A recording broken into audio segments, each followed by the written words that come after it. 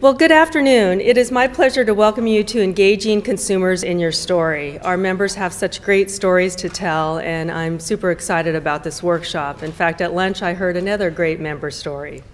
My name is Paula Olson, and I am the Vice President of Marketing for Western Growers, and I'm also in charge of the Western Growers Foundation, which handles the school garden program. Before we get started, I want to thank our sponsor, Dow AgroScience. As we all know, without the generosity of our sponsors, we can't have terrific workshops like this. I'd like to introduce Dr. Pamela Rutledge, Pam, and I'll say a few words about Pam, who will be leading us through the transmedia world of storytelling. Dr. Rutledge is a professor at UCI and UCLA in the Extension program. She has an MBA and a PhD in media psychology, which will be super helpful in this topic. And her grandfather was an orange grower in the Claremont-Pomona area. Before we have Pam begin, I'd like to introduce two marketing professionals from our Western Growers member companies, who will take a couple of minutes to share some of their stories and ideas. It is my true privilege and pleasure to introduce Diana Mclean and Brett Hunt. I'll introduce Diana and then also Brett. Diana's career started in retail fashion, diverged into venture capital, and happily landed in agriculture in the Salinas Valley, where she enjoys tremendous project diversity in her role as marketing director with Tanamura and Antle. Having worked in the marketing field for over 20 years, she has experienced a dramatic change in available communication venues and prefers to use a menu strategy to tell the Tanamura and Antle story, rather than an everything but the kitchen sink strategy to maximize the effectiveness of available resources. And I think all of us as marketing professionals have that temptation to use all the media that we have afforded to us.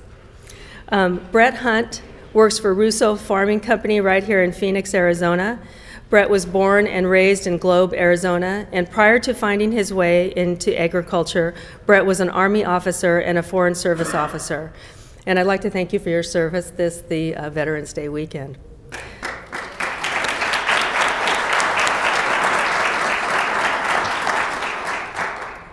Just like many of our member companies, Russo Farming Companies has a compelling story to tell as a legitimate, locally owned and operated family farm.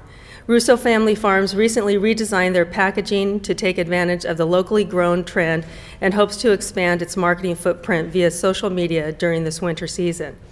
So let's start with Diana to come on up and say a few words, and then we'll have Brett come up.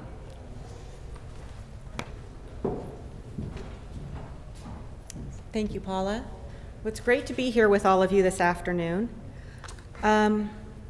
So it's a really exciting time to be a marketer and a communicator of a company's story. There are so many different ways to tell your story now. You still have your direct mail and your print media, and then you have Twitter and Facebook and Instagram. Quite diverse methods out there and possibly demographics. So how do you know which ones to choose? Well, that's what Dr. Rutledge is going to help us out with, to kind of wade through all the choices and how to do it best. But let me tell you a little bit about what we've done at Tanamura and Antle. Tanamura and Antle's story is all about family. The Tanamura and Antle families, our family of employees, our family of products, and feeding America's families. With all families, it's important to build a trusted relationship with how you communicate, speaking to them in a way that is most effective for them to hear. Or in this case, using the appropriate media, the available media that is best suited for your budget, your goals, and your story. Now, we do use print media. With the print media, we'll use an online ad. The online ad will drop them to our website, so your website needs to be up to date. We've used QR codes. I'm wearing my QR code today. We recently launched some new packaging with a QR code on the package. It's a quick read code that you have the application on your phone. You scan it. It serves up directly a series of 4 videos. We call them the Field to Fork videos. These videos are narrated by a couple of our family members, and they're showing the consumer where their product comes from, in the field, harvesting, all the way into the kitchen.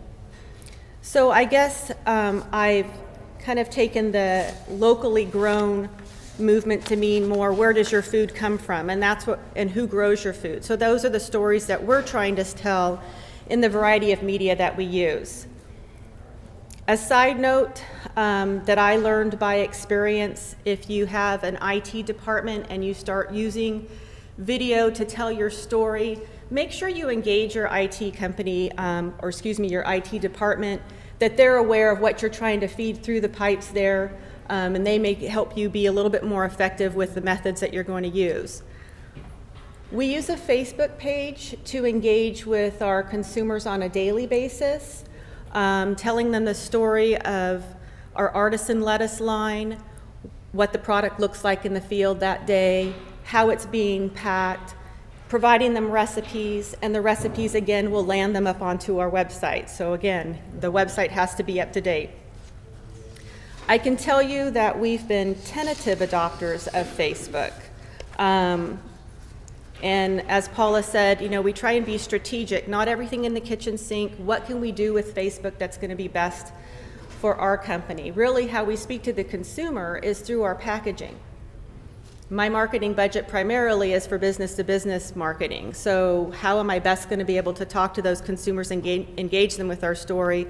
So on the package, the QR code on the package, showing them the videos, and then we've used Facebook to show them additional videos, get them in touch with us on a daily basis, and we've just started to do very little bit of Instagram because we find on Facebook what people like the best are the photos that we show, so we're showing them more.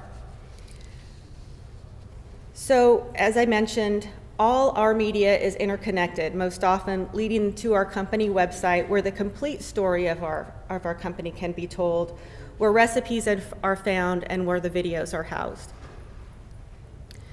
So being consistent with our message is what's worked best for us, telling a similar story, different venues, maybe a different tone depending on the type of media that we're using. So at the end of the day, we're selective. We don't use everything all the time, but careful to choose what we need that will be best to tell our story and meet our goals and, of course, our budget.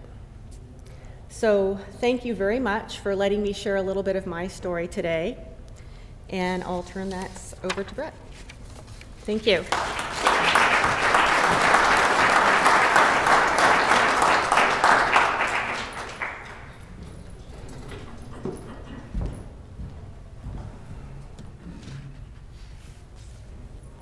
Good afternoon, and using the term marketing professional to describe me is a very loose term.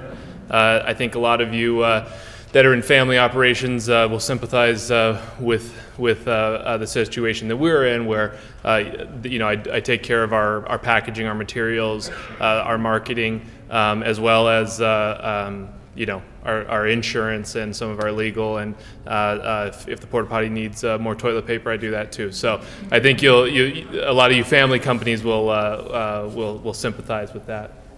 So we're Russo Farming Company. We're right here in Phoenix. We, like again a lot of member companies, have a compelling story to tell because we are the legitimate, locally grown, family-run farm. We have a great history. Will Russo, our owner, as well as his wife Leslie, who's also an owner, have a great story. You know, they came here to the Valley, to Phoenix, the family for the first time in 1892. They came in a wagon from Las Cruces, New Mexico, came here, camped in a mesquite thicket downtown right by where the arena is today, where the basketball arena is. So we have that legitimate story that is who we are, and we've been involved in agriculture since 1892 all the way to today. That's where our tagline comes from, which is family farmers since 1892.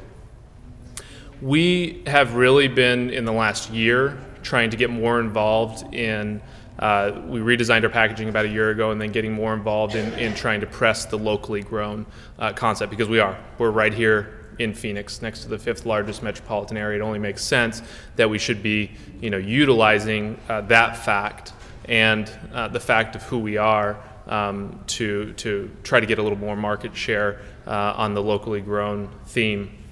what I've got up here, this is an example of some stuff that we have done.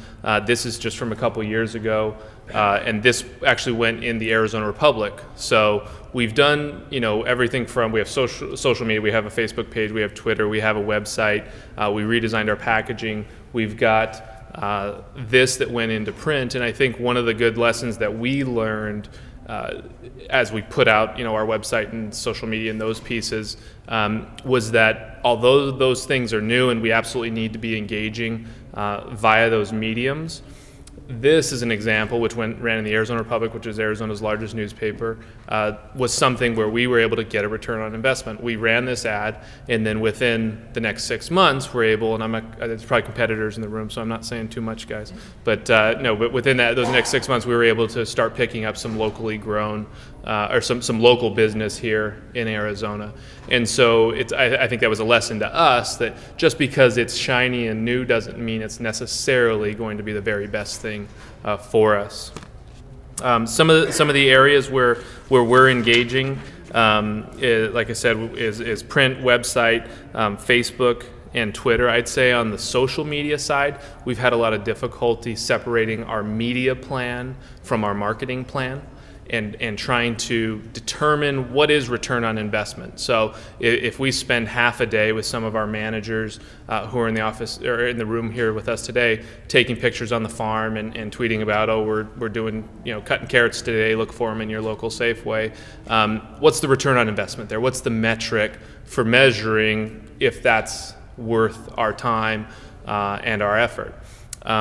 And I think that's one of the things, we spoke about this last night, that Dr. Rutledge will speak to, understanding which pieces of those are part of the media plan, which pieces are part of the marketing plan, which are really separate, because the marketing piece we try to do through our packaging. We redesigned our packaging, and we have a little blurb on there about the family and the history of the family, and our effort there is really on the marketing side, trying to make, if you're from Phoenix, if you're from Mesa or Gilbert, that when you go buy your carrots, you understand that you take ownership of this, because this is the Arizona story. This is your legitimate family, credible family farmer here in the Valley. Whereas I think more the social media, we're starting to see more as part of our media plan. Something I heard, and it was in a political context, but I think it applies here, is that if you are not in the room, the conversation is about you. If you are in the room, the conversation is with you. And I think that applies on social media. If the conversation about food safety, the conversation about immigration, and all these things will be going on out there, and we're averse a lot of times to engage on those issues, as we should be, because we don't want to, have that become something that is tied to us as an individual farm, or hurts us in some way in terms of litigation. But those conversations are going on, and whatever footprint you have on social media, it's a way to at least inoculate against some of those issues, if not respond. You don't need to respond to some crazy that's on your blog or on your website saying crazy things about your product. But the fact that you're out there and you can show some form of transparency, I think really does go a long way, and that's something that Dr. Rutledge really made us think about last night. So going forward, I think after 1 year and kind of our experience with our website and Facebook and Twitter, and like I said, limited success is the way that I would say is where we're at right now. Going forward, we're really going to focus on mixing that marketing and media plan. So continuing with our packaging rollout, continuing to put our packaging, our story on the things that consumers are picking up in the grocery store. Moving forward with social media in the form of Facebook. People love pictures. They love things that are easy to consume. So doing Instagram, I think, is a great way to tell our story. And really, I don't see at this point for us a reason to be very active on Twitter. We obviously need to be there. We need to have our name saved for us, but I don't see us having to have a footprint on Twitter. And I think Dr. Rutledge made me okay with that last night, because you feel like you need to adopt everything, and you need to figure, oh, what's the new thing? She was telling me about this thing, Scoop. Okay, well, it's Scoop, or it's Pinterest, or it's all these different things. just because it's there doesn't mean that it's the appropriate piece for you. And I think that was, for somebody like me, who, again, marketing professional, not so much, I think that really was a great thing for us to hear. And then finally, one last piece to leave you with. We've started doing well, actually, is anybody here from the county assessor's office? Okay. We have a farmer's market. So we run a farmer's market in the summer, real small deal, just a couple square feet at one of our facilities. But what it does, it's not necessarily about the revenue that we're taking in from that farmer's market, but what it does on social media, it really makes us approachable. And so even if these individuals who are saying, oh, where's your farmer's market? Do you have, sweet corn or whatever the case may be, even if they never show up and buy an ear of sweet corn, having them engaged with us and part of our story, I think, has a huge value for us and helps us going forward. It's kind of like the if you're talking about why we have lobbyists or people who are opening those doors, because you need to have those relationships when that food safety crisis hits your farm. You need to have people engaged in your story when the day comes that you need some allies and you need some people who understand who you are and that they can take ownership in your operation. I think the farmers market's gone a long ways towards helping us with that. So I will turn it over to the qualified people to speak to you today, and thank you very much.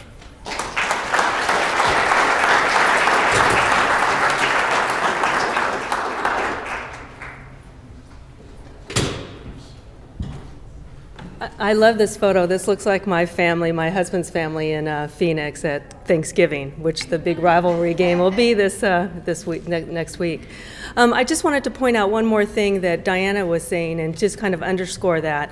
Whether your IT department is me, myself, and I, or whether you have a couple of folks either within your company or outside, IT is super important because there's the bandwidth and the security and the video and the sharing and all that kind of thing.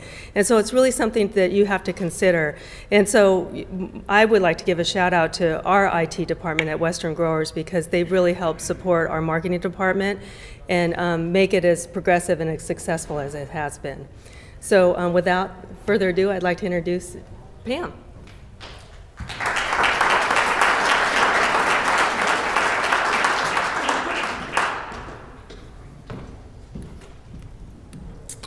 Thank you, Paula. Hi, everybody. It's really great to be here. A little shout out to the IT department here, without which we would not have a cord to plug in the slide projector.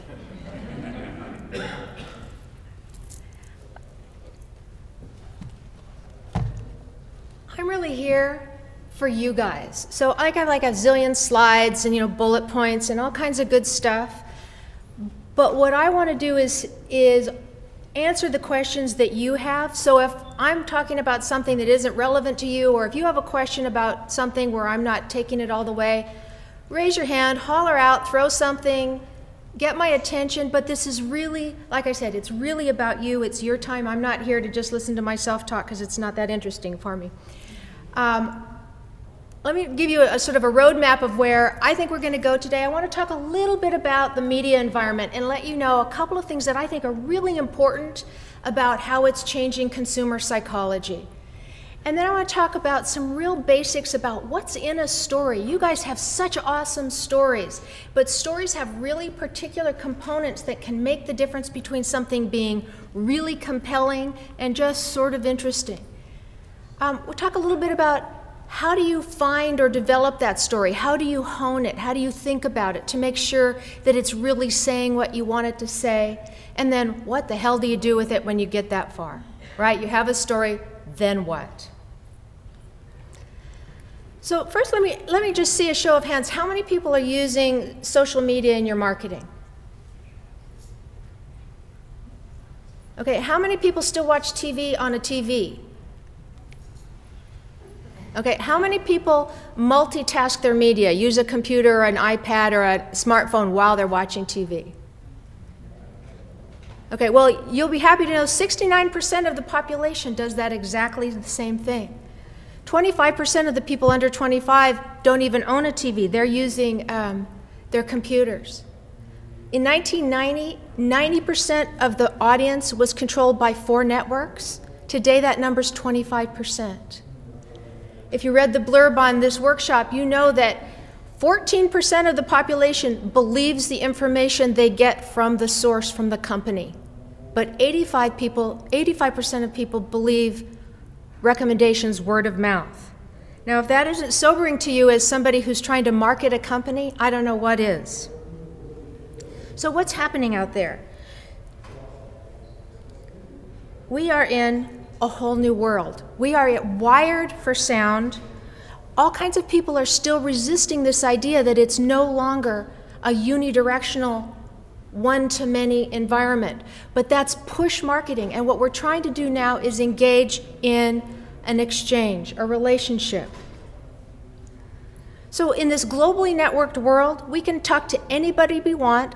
There's no such thing as a time-space continuum anymore. It's gone, right? We can talk to anyone, anywhere, anytime.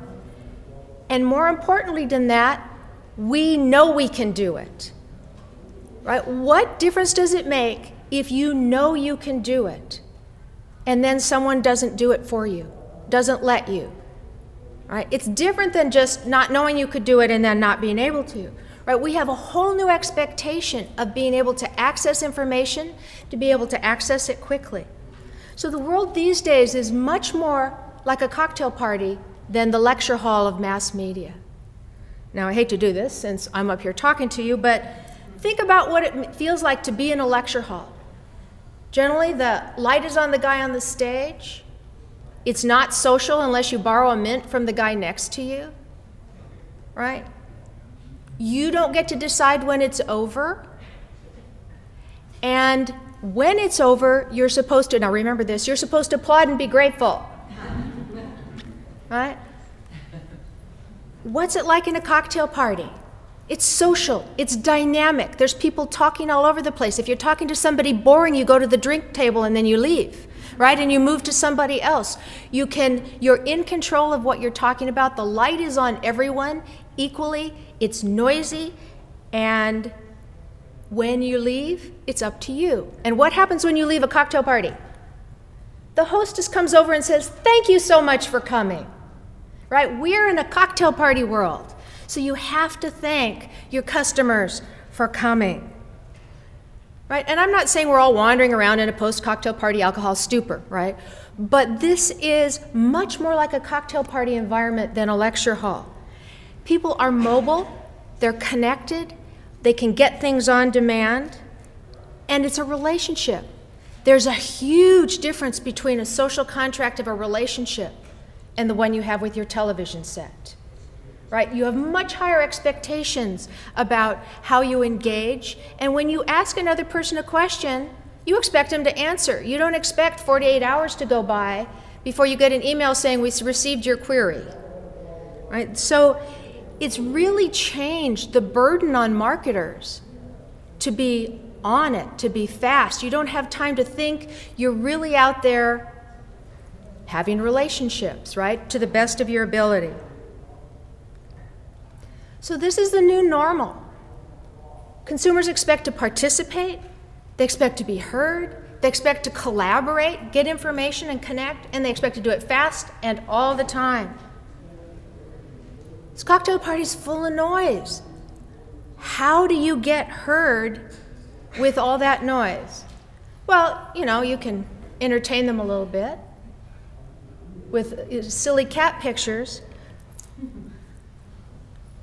but how do you compete to give meaningful experience? How do you compete in a way that allows you to get across your essence in all that noise? You ready for this? Right? Tell a story, right? Not a big surprise, that's where we were going. But it's really true. Storytelling is the most powerful and persuasive method of communication. You know, we're talking about it here as if it's sort of compartmentalized in a marketing department, but story's much bigger than that.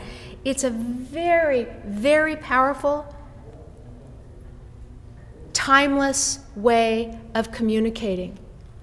Storytelling allows us to communicate in a deeper way. It allows us to connect current experiences to myths, to history, and it allows us to connect authentically because we're connecting at emotional level. Stories transcend generations, right? They allow people to have shared experiences without having to be exactly the same place, exactly the same time, or coming from the same experiences, because we're talking about fundamentals. Stories inspire us, and they build trust. Remember that 85% of people who trust word of mouth? Stories build trust. What's the first thing you say when you meet somebody new? What's his story? Right? You want to know that context that makes someone who they are. You know, you don't care what kind of shoes he's wearing. You want to know what's the fundamental. Stories are also how we think. We explain everything through the narrative. I challenge any of you to tell me what happened to you today without putting it in a narrative. I know, alarm went off late, I got up, I missed the banana muffins at the buffet. It's a narrative. It's not possible to explain anything without a narrative. Stories also put us in learning mode, because when you're engaged in a story, I use a psychology word here, your cognitive resistance is down. You're much more open to new ideas. You're much more open to persuasion.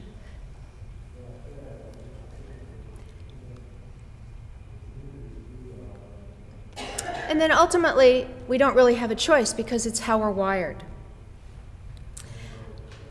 There are mirror neurons in the brain that replicate what we see. So this idea that you feel like you're there, you know, lost in a good book, that sense of presence, part of your brain is there. It believes it's there. That's why they're so compelling. The narrative structure provides us with comfort. We know it. How the narrative structure is going to go. Humans beings seek comfort. That's left over from when we were wandering around on the savannah hiding from tigers. We needed to know what was behind a bush, right? Really important to know where the tigers are. So the shortest distance between two people is through story. And you guys spend a lot of time growing the best fruits, vegetables, and nuts. I mean, and food in itself is a fabulous story. It's sensual. It has flavors and tastes. It grows in the weather, right? It grows in dirt, at least most of the time, right? But it's food. It's about connection. It's about sustenance, about growth. It's about life. So the challenge is to take that compelling sensual nature of what you do and invite people in to experience how profound it is that you're providing food. Right? And that's where you need a story. How we tell stories defines our values and our purposes to other people. So I want to tell you about this shoe company. This shoe company was founded in 2006. They're doing pretty well, have good profits, they've been growing. They now distribute internationally, and they expect to add a new product line. Anybody want to buy their shoes? How would you even know? Let me tell you another story. This shoe company was started when Blake Mykowski, a 25-year-old, went to Argentina to learn how to play polo. He noticed that the villages around the polo fields were filled with children who were not attending school. He found out it was because they had no shoes. They had to have shoes in order to attend school. So he found the pattern of a local farmer's shoe, the alpargata, made 250 pairs, put them in a duffel bag, took them back to Santa Monica, and started a company out of his apartment online. That was the birth of Tom's Shoes. He priced these shoes competitively in the US market, but expensive enough so that for every pair of shoes that somebody bought, he could buy another pair of shoes to put on the feet of one of those kids in Argentina. Right? And he did that transparently, right? One for one, that's their tagline. He's become an icon of not just a shoe trend, but of social entrepreneurship. People embrace this one-for-one business model. And in fact, they call it a movement. They last year gave away their 1 millionth shoe. Tom's shoes. Why is it called Tom's? Why isn't it called Blake's? Because Tom stands for tomorrow's shoes. You want to buy a pair of shoes from Blake Mykowski? Damn straight. I know people who think, well, they're not very comfortable, but I keep buying them. Because you're not just buying shoes, right? You're buying a solution. So think of stories as a flight simulator for the brain. Right?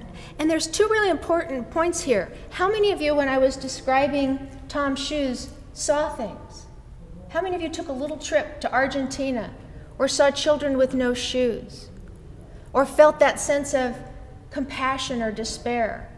Or their throat was swelled up when they heard, and I tell the story all the time and I still cry half the time, when you'd hear about what he named the company. Right? Stories bring us into these places at multiple levels. They tap the brain in multiple levels. They trigger neural networks that trigger sensory responses at all levels: auditory, kinesthetic, visual. And they will do it whether you want to or not. Right? They help whether you want to or not. So a good story, someone can't help but come along with. The other thing is, if you saw a village in Argentina, and I did, I guarantee you they did not look anywhere near the same. Right? We're all different. So what does that mean? That means that the most powerful part of your brand isn't in what you say. It's in what we hear. It's in what we perceive of it, which is why a story tapping those universals is so key. So we'll talk a little bit about the structure of story, finding your story, thinking about your story in the context of a storytelling structure. So we can thank the ancient Greeks a lot for what we know about story structure. We know that every story must have a message. Every story needs a character you can relate to, a protagonist, a hero. You want to feel for them, emulate them, be protected by them, be comforted by them, but you want something from them. Every story also needs conflict. This is a hard thing to remember when you're branding, but your story must have conflict. Conflict is where a story gets the energy to move forward. Nike has inherent conflict, right? Just do it. Overcome the resistance. Just do it. There's inherent conflict in that, right? What's the conflict in Tom's? Right? Childhood poverty.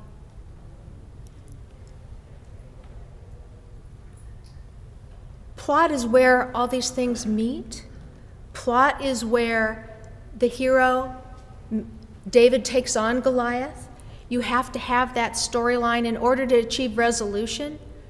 And you have to achieve resolution to give people the hope to join your story that there is some point to it. Right? So in Tom's story, Tom is definitely a hero, but the consumer, the customer, they're right there with Tom. They're the protagonist. They're the hero in that story. And Tom's has articulated that conflict in a way that you have many resolutions.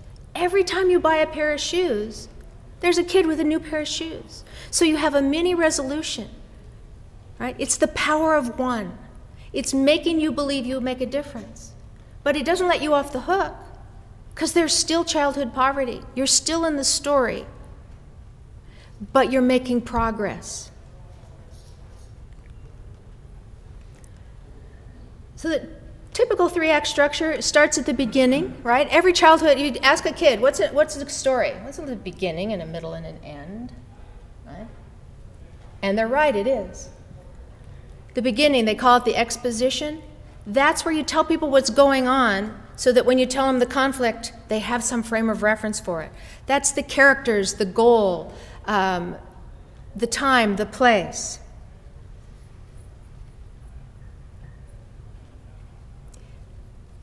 The climax, the conflict. The plot is where the action begins to the climax, just like in a game of Scrabble, right? The exposition, right? You sit down, where are you going to play? Who are you going to play against? The antagonist. You know the goal, to beat the pants off the other guy, right? You get your first set of letter key card. Thank you, tiles. Right? Those are your weapons, right? You draw to see who goes first. That sets this game of play, right? And you play. And then you get to the final point, the final battle, the resolution, where the action is, where you've resolved the conflict. Right? Every one of these stories, every game has the same story arc. Rules of the game, what you get to do, what you're trying to do, who's trying to stop you from it, and where you're trying to go. So here's another way of thinking about it. There's a guy named Paul Smith, wrote a great book called Lead with Story. He uses this: context, action, result. Basically the same thing as the exposition and the plot and the resolution. You know, who, where, what, why, what does the main character want? What's in the way? But what I like about this is that it spells car. And in psychology, there's a theory about why people are so engaged in narrative, and it's called transportation theory. How handy is that?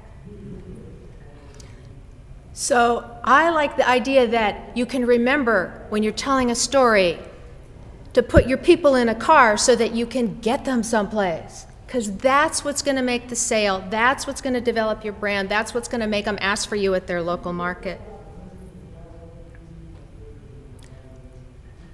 So there's several ways to enhance your story. We talked about some universal truths. I don't know how many of you have heard of Joseph Campbell, very famous anthropologist, sociologist, spent his career studying mythology. You've heard of the hero's journey. You've seen it 1,000 times. Star Wars is a great example of the hero's journey. Right? Those are models of behavior, characters that we all know. So you don't have to tell somebody a lot of information if you're following one of these patterns, because they just get it. So then you can just focus on the content if you're in one of those patterns. Another way of thinking about it is the fairytale model. Very similar to the other one, but every one of these, we know what a fairy godmother is supposed to do. You know, we know what a Merlin the magician is supposed to do. We know what a hero is supposed to do. So it's a shortcut into your consumer's brain to tap one of these metaphors. We have cultural metaphors too. I don't know how many of you remember Anna Nicole Smith. Right? Poor girls, you know, moved to the city, became a Playboy bunny, quite voluptuous, married an extraordinarily older man who was extraordinarily rich, who died, left her a bunch of money, and then a few years later she died of an overdose. Well, needless to say, she was quite a topic of conversation in the national press. But there's all kinds of metaphors that you can use to interpret her story. Right? Was that rags to riches, like Horatio Alger? Was she a gold digger? You know, was this like James Dean, live fast, die young? Any one of those where you frame that story changes your interpretation of it. Oops, not ready for that yet. And so just that frame influences the way your message is heard. The Department of Transportation in Texas was having a terrible time with littering. Anybody from Texas? And they tried all kinds of things. They tried, you know, billboards with weeping children by the side of the road and all this, and absolutely no effect whatsoever. So they did finally some market research, just like a good marketer would do, to find out who was really their target market. Turns out that the persona that they developed, their target market for these litterers, was guys between the ages of 21 and 35 in pickup trucks, right? They named him Bubba. Right? So they developed the campaign, "Don't Mess with Texas," right? Instantly reframed littering into an identity challenge. I mean, it was just one step short of a bar brawl, right? These guys love Texas. And then they got good old boys like, Willie Nelson and the Dallas Cowboys to deliver the message, right? Not littering became such a big deal, they were busting each other. Littering went down 75% because they tapped a powerful metaphor. That's such a powerful metaphor that it has a life of its own. Everyone understands "don't mess with Texas" in their own way. It might not be Texas, but there is something that you firmly believe somebody shouldn't mess with. And you saw that especially after 9/11, the outpouring of patriotism and the indignation that somebody messed with America. So these metaphors are extraordinarily powerful, which is why you look for them when you're building your story. You're looking for a way to tap into something, that energy source that's already existing in your consumer, and you just have to let it loose and have that sort of profound effect.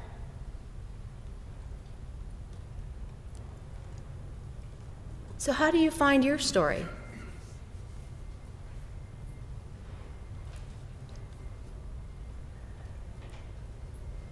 I've heard a lot of great stories here, and I know that you guys have more. Finding a story isn't always as obvious as you'd like, because you know your story so well. It's like singing in the shower and hearing the orchestra.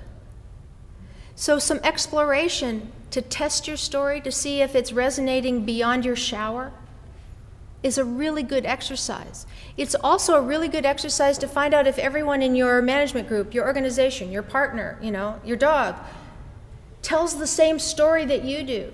Because if the stories don't match, you've got people marching in different directions.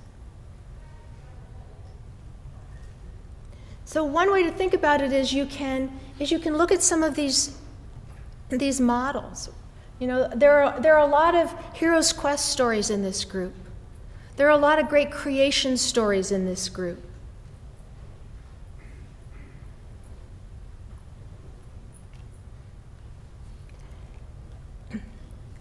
One client, the guy was a lawyer, and he's like, I write contracts for a living. Where's the story in that?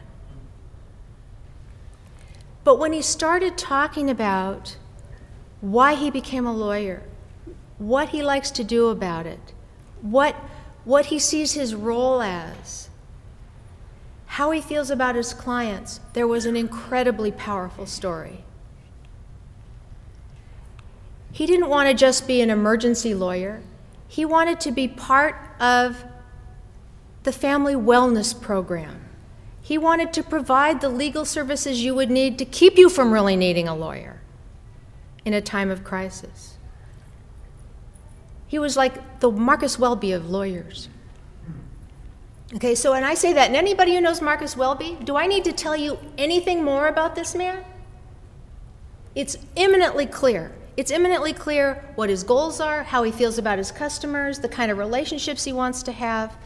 Those are the kind of stories that you're trying to figure out how to tell so that you can sort of short-circuit that connection with your customers. So these are some of the questions that I ask people when we're working through their story. I'm not going to read them to you, and actually I'll have some of this, you can download on a PDF through Paula if you want to see it. But what you're really trying to get after is, what's the core essence of what you're trying to do, and try not to be constrained by the story you think you have already.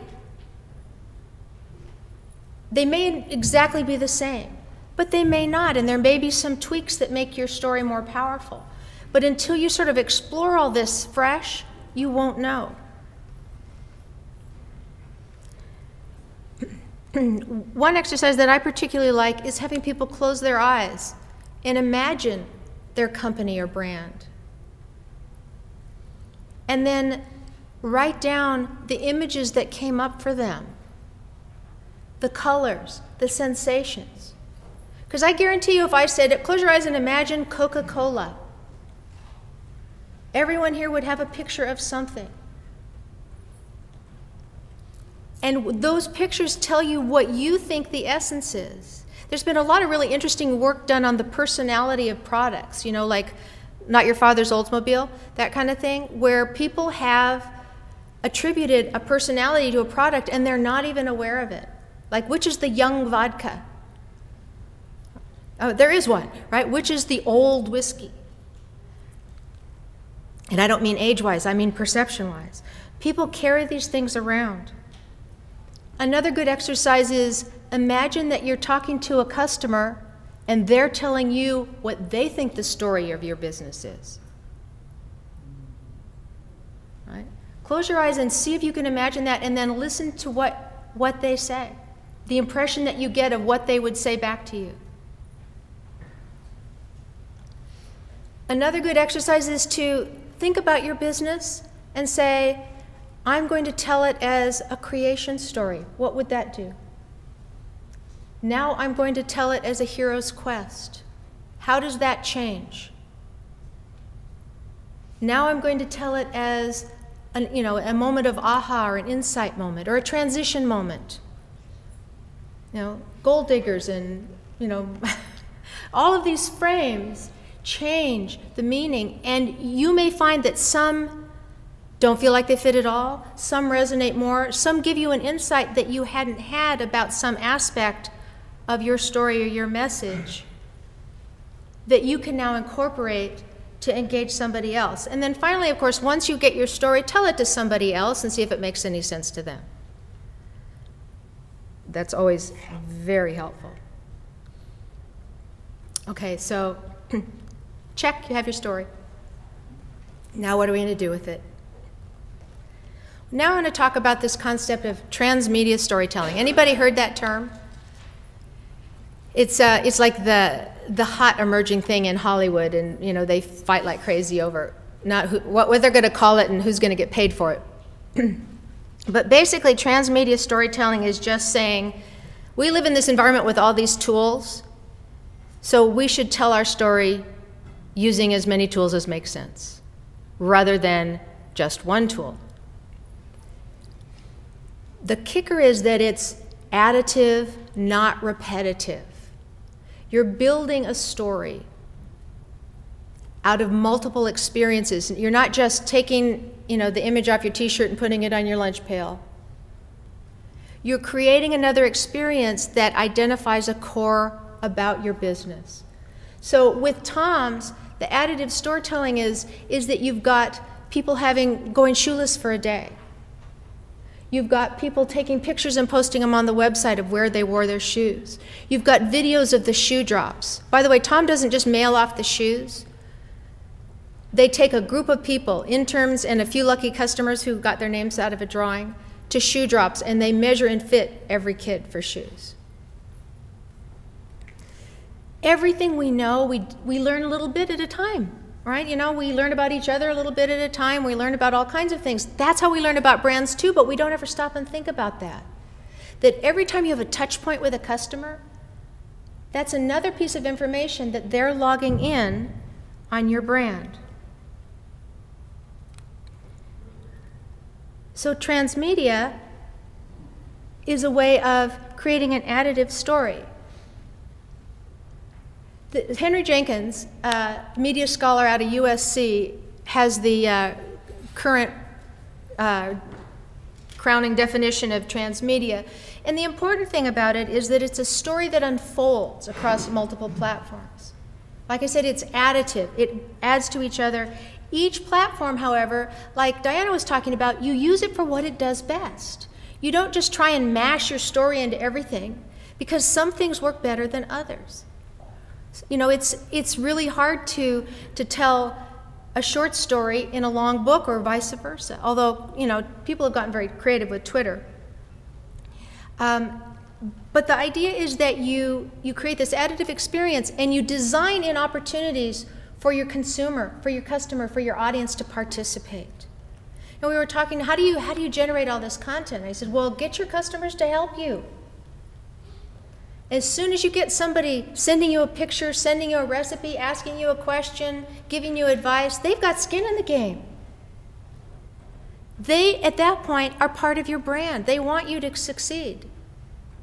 You know, nothing drives traffic to your website faster than putting up pictures that kids drew, right? Because mom and grandma and everybody, they'll be on that website in a heartbeat.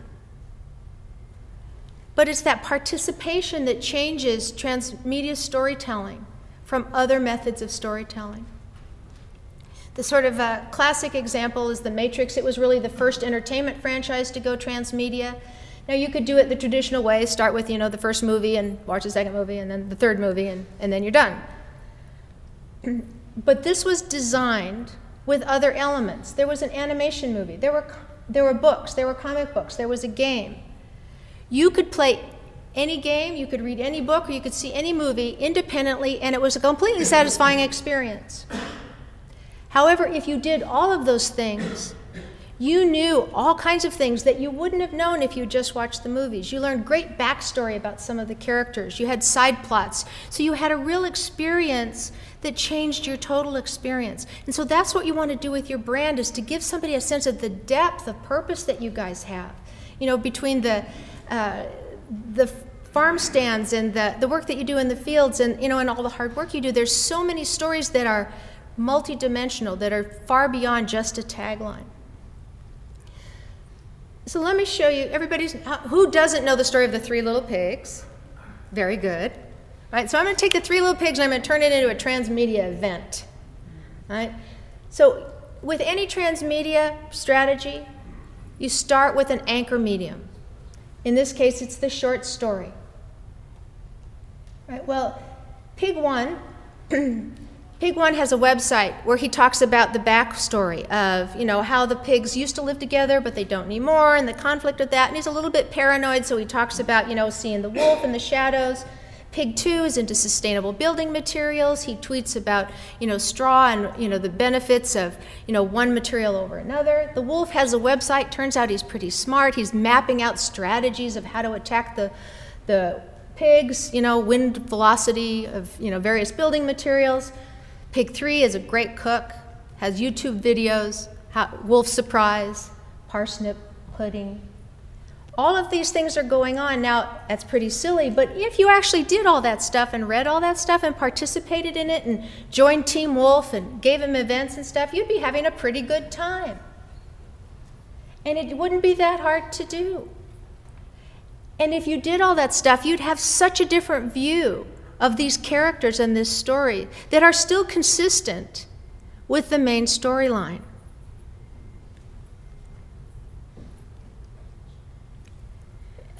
Jay-Z, rap musician, you all know him? Anybody?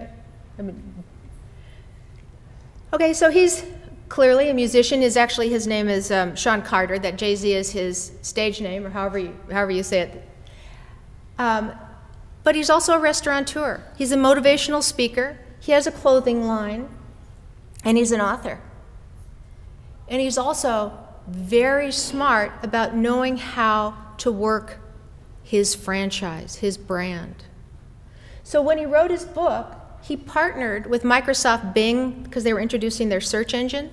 His book was called Decoded, and he took pages out of his book and he put them places around the United States with clues that you could find using Bing. So there was a page plastered on the side of a Cadillac where he grew up in Brooklyn.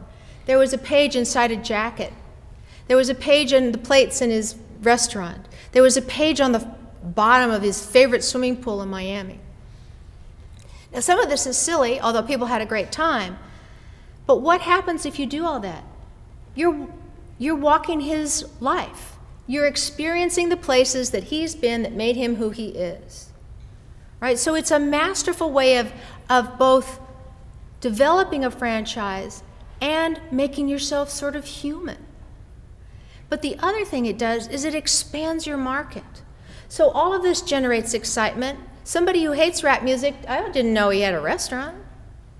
Well, that's kind of interesting. Or I saw him on Oprah. I didn't know he was a speaker.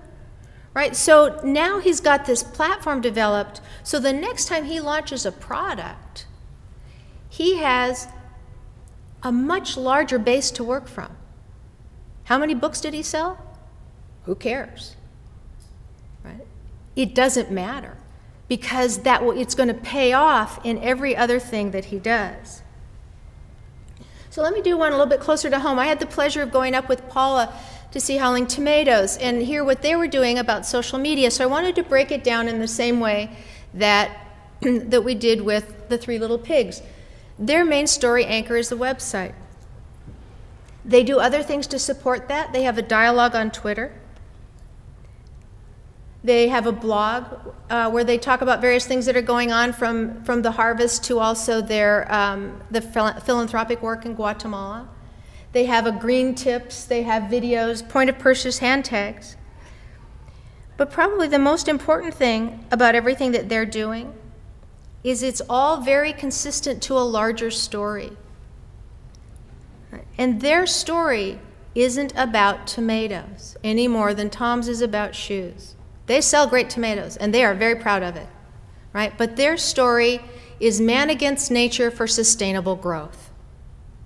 That's their story, and it is everywhere, consistently, in all of their products. So when you buy their tomatoes, if you're into that story, you're buying something else too, just like with Tom's shoes. You're buying a larger purpose. Everyone wants to feel part of a larger purpose.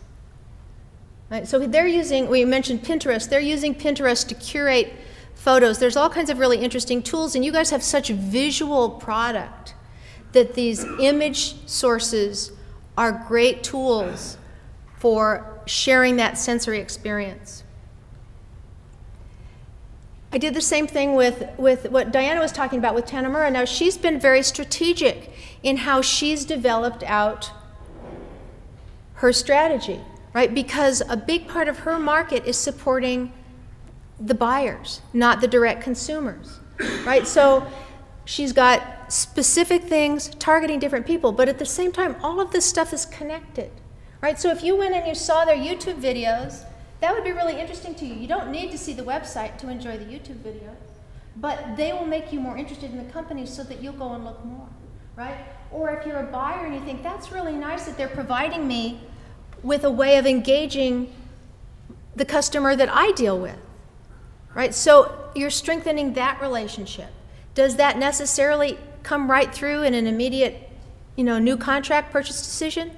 No, but in the long term, it will make a huge difference. So when you're thinking about these stories, what we're really looking at is audience engagement. You're really looking at a place to step into an experience where you're leaving room for people to do a little hunting around, discovering, exploration, right? It's kind of fun, actually. You go to some place, you see a video, and you go, oh, there's more videos, right? Oh, there's a quiz on the website. No one can resist a quiz, anywhere. Dinner last night, Brett was talking about this farmer's market, like he was saying, and he told a story about how an elderly gentleman wanted to return a watermelon to the farm stand. And I think it's a brilliant story. It reminded me of that iconic customer service story of Nordstrom's that they tell all of their trainees, which is the day that a cheerful sales associate gladly took a return on some snow chains, which is not something Nordstrom's carries or has ever carried, right? But that story tells volumes to every person in that training program, which is, we will do anything to make the customer happy, right? That same thing with the watermelon, right? What does that say about Rousseau's Farms, right? That guy's going to go back to Sun City. That story is going to be all over every place by 4 p.m., right? And it's not going to stop there. They're going to call their kids, they're going to, tell their grandkids, and it's going to end up on Facebook, and you should put it there too. And that kind of thing is contagious because people love happy stories. I know everybody worries about social media and they're going to say something bad and it's going to be all over the place and it's going to spread like crazy. Positive stuff spreads 4 times more than negative stuff. Right? You just like the positive stuff, so you don't notice it as much. Actually, that's empirically documented. I'm not just like up here waving my arms. So you can take advantage of these things in really meaningful ways. I mean, what a great story. What a great story for talking about how much you value the community, how much you value your customer, how much you want to make it right for people. So how do we measure this stuff? Now I'm going to paraphrase Donald Rumsfeld here. All right? There are things that we know that we know. There are things that we know that we don't know. And then there are the unknown unknowns. The things that we don't know that we don't know. Which is really pretty brilliant if you think about it. And it's exactly the state of social media. Right? We just don't know. Traditional ROI calculations, you know, send in a coupon, type into something, click here, buy that, don't work. I think that's pretty clear. But you have to get over the idea that you need that to matter. You know, when Jay-Z's launch wasn't worried about how many books he sold. He was worried about how broadly could he expand his market. He gained from the book launch 500,000 fans on Facebook. The next time he launches an album, that will pay off. You know, other people have learned how to work that well. Lady Gaga, Justin Bieber, right? They have developed brands by creating relationships. People don't buy Lady Gaga because they like a song. They buy her stuff because they like her. So you need to think about ROI as having a ripple effect.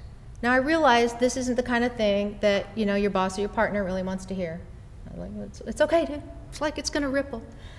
Right? But it really does, and because you're building relationships. So what do we know about social media that we can actually measure? We know that the biggest value is that it builds relationships and that it gives you the opportunity to be on the radar of somebody that you wouldn't otherwise be on the radar of. It gives you an ability to measure a certain amount of awareness, brand awareness, through mentions of your product, fan growth, engagement by comments and tweets. None of these translate directly into sales. But the other thing that you get that's probably the most important because of the conversations is you get market intelligence. Genuine market intelligence, people talking about your product, their experience, their needs. That's how you can adjust a product to meet market needs much better than the sort of second guessing or even focus groups. How am I doing on time? I wasn't paying any attention. We've got about 5 minutes. Oh, well, I'll talk really fast. Okay, so social media strategies, where the rubber meets the road. Social media strategies do not start with a Facebook page. They start with strategy. Right? Strategy, social media, these tools are only useful if you know what they do and then you know what you want to do with them. So you have to start with a strategy and then find out about the tools and then put them together. Right? Social media is only a waste of time if you don't have a strategy because you don't know what you're doing it for. Right? You have to be very clear on what your goal is and what outcomes you're expecting to see. Otherwise, you don't know how much effort to put in, when to stop putting in effort, or when to bag it all together. You need a mission statement. Now that might seem weird about social media, but you have to define what am I doing on these social networks? Why am I here? What is it I think I'm going to accomplish? How does this fit in my overall strategy? Right? You're trying to develop a North Star because there's going to be a new tool about every 10 minutes out there. And so you need some way of deciding what you're trying to do so you can easily decide what's worth the investment and what's not. And then you need a social media policy. Right? You don't want to be behind the curve on this in your own organization. What information is public? What should be kept private? What are the rules for researching your customers or your employees? How can you be contacted? What do you do with your employees? Can they use social media at the work? How do you handle the inevitable crisis? I guarantee you there will be a cow pie. right? It can't, I mean, it's impossible to not happen. But if you plan ahead for it, if you think through, you talk to everyone, okay, if something happens, we need to answer this authentically. We need to be straight up. Every time I've seen a business do that, to get right out to meet it in an honest way, and I don't mean engaging in the neener stuff. I mean just sort of stepping up straightforward. It's worked out very well for them. Remember the hero's journey? Heroes have flaws. We don't expect them to be perfect. We just expect them to fight the good fight. Choose your tools carefully. I usually do a tool audit against the criteria of a company. What are their important criteria? This is just showing you like privacy controls, if privacy is important. You make a list of the things that matter to you and you do a little bit of audit of the tools that you're considering. And then make life easy on yourself. Connect your tools so they're feeding each other. You don't want to manage 9 things. Manage 2 things. Have them populate each other. All kinds of easy ways to do that. But most of all, build relationships. Think before you speak. It's permanent and searchable. So let me wrap up by just saying new communication environment, new ways of communicating. Stories really rise above the noise because they tap into this fundamental thing. Transmedia storytelling, additive, using different media, extends the power of your story and it changes it from selling into an experience, into a valued relationship. Start with a story. Think multidimensionally. Prepare to collaborate. It's about the relationships. It's about collaboration.